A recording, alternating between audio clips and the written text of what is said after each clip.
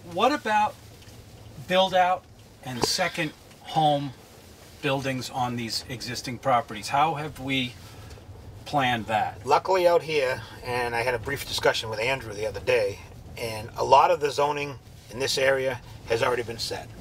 Can that change? Oh yes, people can come to town meeting absolutely and change it if they wanted to. But I think the people out here are pretty happy with the zoning that they got.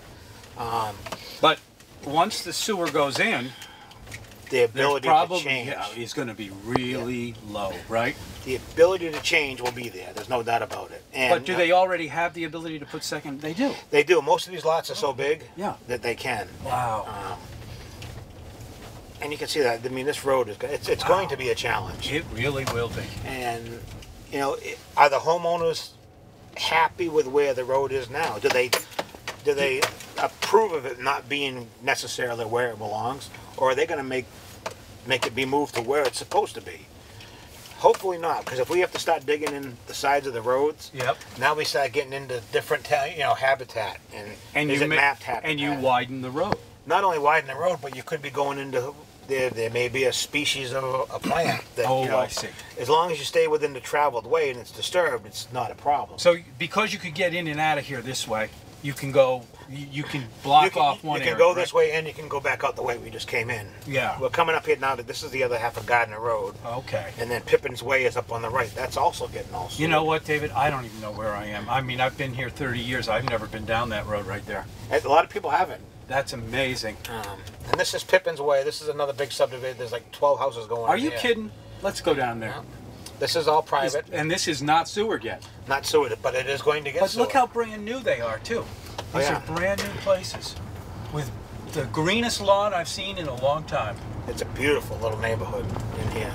And there's like 10 or 12 houses all together that are going to be getting built. What would happen, David, if we told these people that you can't make your lawn this green anymore and you have to use some sort of other alternative? Is it possible? Do we know yet? It's probably possible, but do we have enough personnel to enforce? I honestly don't know. I mean, you're talking just in this one area alone. You know, 2-3 inspectors or regulators. Or, well, if we had to do it, why can't people just regulate themselves? I mean, you know, but and that if we had an ordinance in town that said, sorry, you know, that might become a lot of it. Can't they just paint the lawn green or put something on there that doesn't, you know what I'm saying? Turf or whatever like that. I mean, don't want to get to that point, but I mean, of course not. People like their green lawns. Yeah, they do. They love the way the house, and I understand that. The aesthetics are beautiful. Yep. Wow. So this is screaming for sewer. This is just this is absolutely screaming, and you can see like this big raised hump in the front of this yard. I see it. Yep. That's an IA system or a raised system because they probably found groundwater or whatever like that.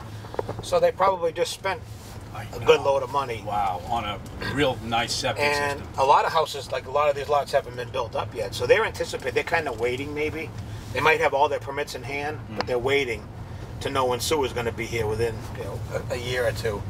I mean, you got wetlands all down through here, so it's going to help save the environment in general. It'll definitely improve all the different levels. Is it going to solve all the problems? No.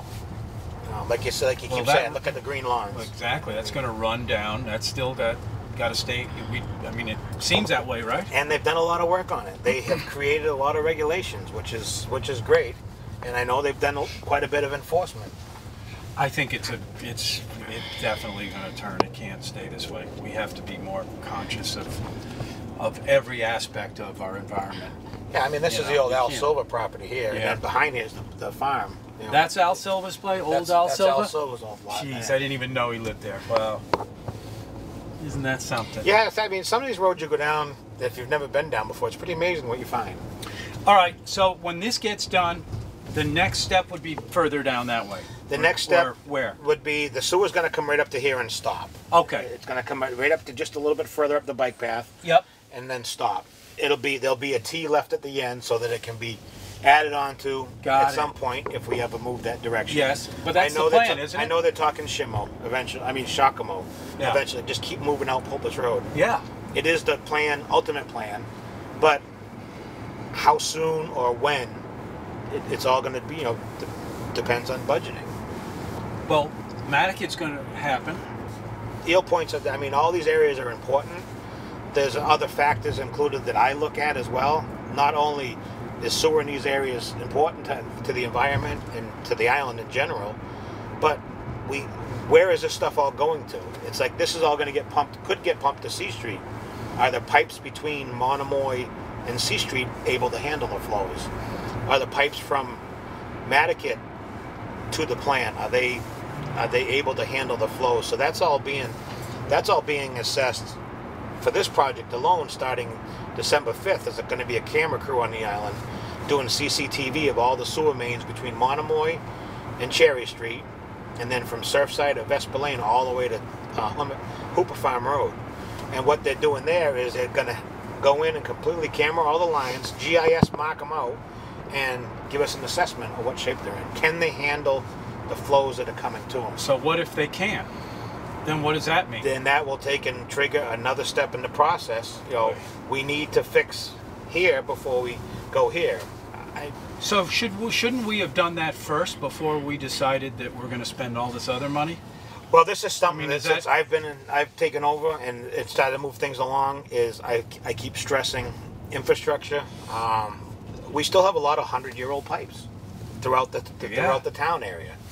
I mean, how much? What was it, a month? Well, what would you say? What's 2 months ago, I was in the paper for Flora Street because, you know, we had that incident on Flora Street. 100-year-old sewer mains. Usually about from the high school all the way in towards Union Street, pretty much that whole area is pretty much still all 100-year-old clay tile. Wow. And how's it holding up so far? Not very well. The pipes now are really starting to become affected by roots. We have a really good maintenance division in the collections with Mr. Butler, who's retiring in less than 2 weeks. He's not very happy about that, though. He's going to be a huge loss. He will be. Huge loss. And the man has tried his entire career to keep the lines flowing. I know. And it's a piece of the infrastructure that really hasn't been given the resources or the funding that it could have been used, but there's been a lot of other stuff going on. Well, we got to have a guy like Perry. We do. You know, who's going to pick up where he left, and his knowledge of this system here, especially the old town area, is just. Mr. Butler he's a sponge. Is there anything we can do to keep him around? I have been every day. I see him. Come on, can you stay? Can't you stay? And he's done 20-something years. I know. And he told me he's probably a little burnt out. I can understand that, especially when you've had to do a lot of it by himself. So what are we going to do then, David? Well, the ultimate, my vision, and I know it's going to be all a matter of budgeting and bringing in more staff, and is to take and rebuild that department with more people. There's another sewer project going on here on First Way. Right. Which is in the design processes now, and I think it's pretty close to finished. But again, this is another area. It's right in the town district, right in that whole core area. But all the houses have pumps on them now that pump to one old pipe that's 60, 70 years old. That's all going to be fixed. Yeah. Again, that's going to be a huge, huge project as far as getting a lot of stuff out of that area. There's still some septic tanks in there. A lot of wetlands in that area. So that's all going to be protected. Meadowview, Pondview, Hussey Farm, that's all wetlands down in that area, and it's a needs area, and it's a critical area for our ecosystem. That area is beautiful. So now we're gonna protect that. We're gonna save that.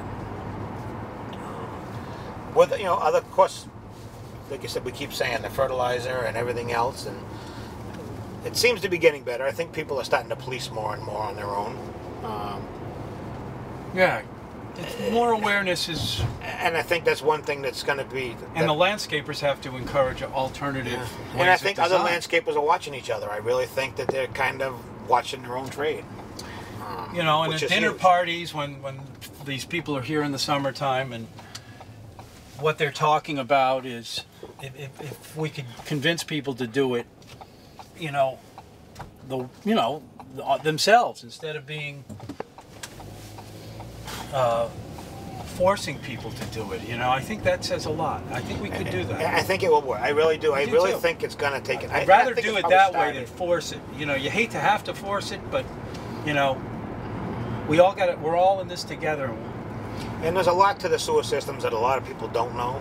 And one of my goals, and I've discussed it with Libby and everyone else, is public education, public outreach. I want to start getting into the schools and doing little classes, and you're just going in and, you know, presenting what can happen with, you know, if you flush rags down the toilet or wipes down the toilet, or if you're flushing your grease from your dishes down the toilet, what can happen. Because the classes that I have done at the schools, that's one thing the kids remember, and they go home and say, "Mom, you know you shouldn't do that." Or, or, "Dad, that's wrong." And the right soap.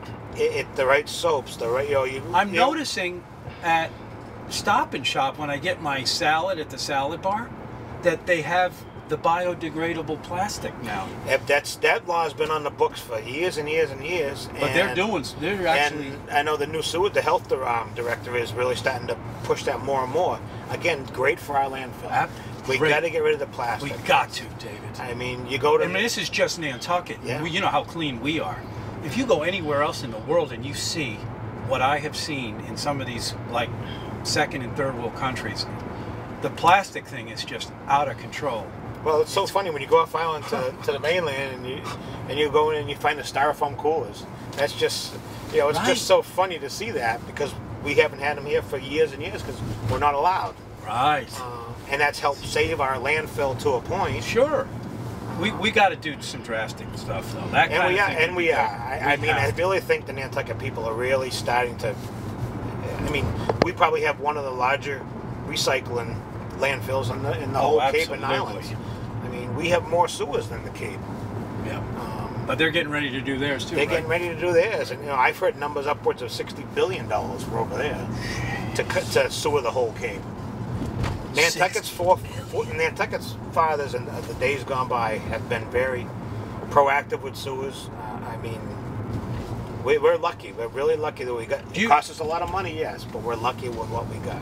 And are you lucky to be our wastewater manager? Are you happy doing your job? I'm very happy. And Good. I just went the whole interview process and everything like that, which was exciting and a learning experience. What do you mean an interview process?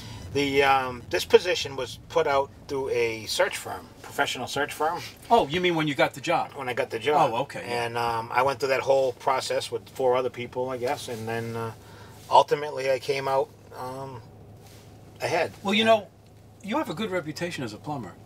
Well, I did that for a lot of years, and I've been out here now for almost 10 years. It's coming to be 9 years next month. Yeah. And I'm extremely passionate about what I do, probably sometimes too passionate, because I'll talk about sewers, don't care what I'm doing, breakfast, dinner, that's just how I am. That's great. And I've got a staff here a lot of them feel the same way. And I mean, it's just what we do from start to finish. And I've done the plumbing thing, so I've gotten it out of your house. I did the road construction stuff and all the sewers, so I brought it here. And now we're here at the receiving end. And it's a pretty fascinating, you know, and I always hear people saying, "Hey, I saw you in videos on YouTube. I saw you show from Gino." It's right. We've worked quite a bit together, you and I, over the years. So people are watching. Oh, yeah.